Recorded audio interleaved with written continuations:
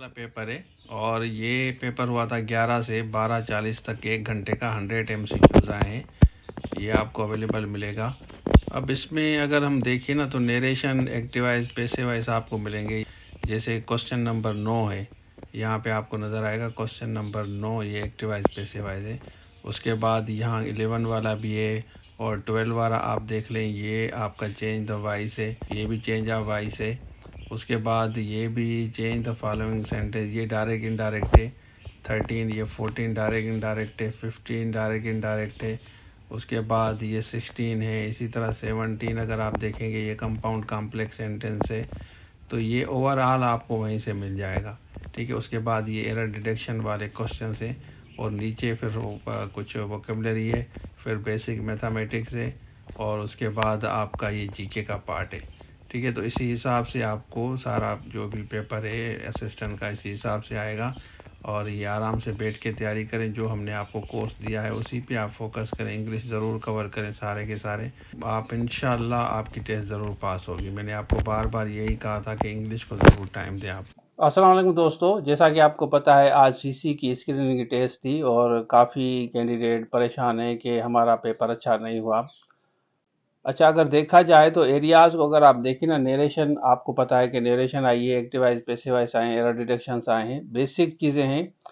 और जो हमारा 100 इंग्लिश ग्रामर कंपोजिशन का कोर्स है ना, उसमें ये सारी चीज़ें हैं। सिंपल, कंपाउंड और कॉम्प्लेक्स सेंटेंस के बारे में सारे सवाल आए हैं और अगर आपने वो लेक्चर्स कवर किए हैं तो आराम से आपका हो जाएगा। उसके अलावा भी यहाँ पे देखें, ये मेरे चैनल पे आपको ये नज़र आएगी सिंपल, कंपाउंड और कॉम्प्लेक्स सेंटेंस के ये सारे क्वेश्चंस इसी में से आपको आए हैं।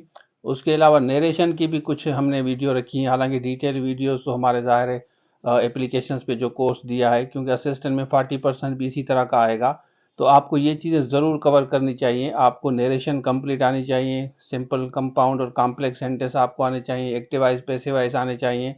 और बार बार मैं आपको यही कहता हूँ कि ये जितने भी 100 लेक्चर्स हैं ना, इसको एक दफ़ा ज़रूर देख लें और उसके आप नोट्स बना लें, क्योंकि देखिए चीज़ें हमने एक्सप्लेन की हैं। देखें, हम कॉपी पेस्ट वाला काम नहीं करते। आपको जो कोर्सेज बच्चे कहते हैं ना, आप नोट्स दें, पीडीएफ दें, चीज़ें एक्सप्लेन करते हैं। नरेशन सारी एक्सप्लेन किया है, सिंपल, कंपाउंड, कॉम्प्लेक्स सेंटेंस जब तक हम एक्सप्लेन नहीं करेंगे तो you will not be able to understand. तो ये बात आपको समझनी होगी कि जो कैंडिडेट तैयारी करते हैं ना हमारे पास, वो हम कोशिश ये करते हैं कि उस पर्टिकुलर का सिलेबस देखते हैं, उसके बाद हम उसी हिसाब से तैयार करते हैं लेक्चर्स, फिर एप्लीकेशंस पे आपको देते हैं। अगर आपको जूम लाइव क्लासेस लेनी होती है जैसे एडी सोशल वेलफेयर की, तो हम उसी हिसाब से आपको पढ़ाते हैं। और आपको पता है कि एडी सोशल की मैंने एक डेमो लेक्चर्स भी अपलोड किए, यहाँ पे आप जाके देख सकते हैं कि ये पड़ी हुई है। और उसके अलावा उसके बाद आप ज्वाइन भी कर सकते हैं। तो जो भी हमारा कोर्स होता है ना, वो प्रॉपर प्रिपरेशन होती है हमारे पास, प्रॉपर प्रिपरेशन कराते हैं कोर्सेज की, किसी भी चीज़ की। अगर आपने असिस्टेंट के लिए अप्लाई किया है और असिस्टेंट का कोर्स लिया है तो ये सारी चीज़ें ज़रूर देखें। इनमें कॉम्प्लेक्स, कंपाउंड सेंटेंस, उसके अलावा आप नरेशन को ज़रूर देख लें, डायरेक्ट इनडायरेक्ट को आप देख लें, क्योंकि वो रिपीटेडली सवाल आ रहे हैं। तो Sindh public service commission pattern change करती रहती है, इस वजह से हम आपको कहते हैं हर एरिया को देखें, एक्टिव वाइज, पैसिव वाइज आप सारे देख लें, कवर कर लें, क्योंकि डिटेल लेक्चर से 1-1 घंटे का भी आपको लेक्चर मिलेगा वहाँ पे। इंग्लिश आपको एक दफ़ा अच्छी करनी है, हमेशा के लिए ये कहूँगा कि अगर आपकी इंग्लिश अच्छी है ना, उसके बाद जनरल नॉलेज आप आराम से कवर कर सकते हैं। जनरल नॉलेज और इंग्लिश, ये दो चीज़ें ऐसी हैं जो आपकी अच्छी होनी चाहिए। उसके बाद आप आराम से कोई भी टेस्ट पास कर सकते हैं। एएसआई का जो बच्चे तैयारी कर रहे हैं उनको हम कहेंगे कि ऐसे को आप कवर कर लें, जो भी ऐसे हैं ओवरऑल उनको देख लें, इंशाल्लाह बेहतर होगा। तो ये था आज के लिए। Thank you so much. अल्लाह हाफ़िज़।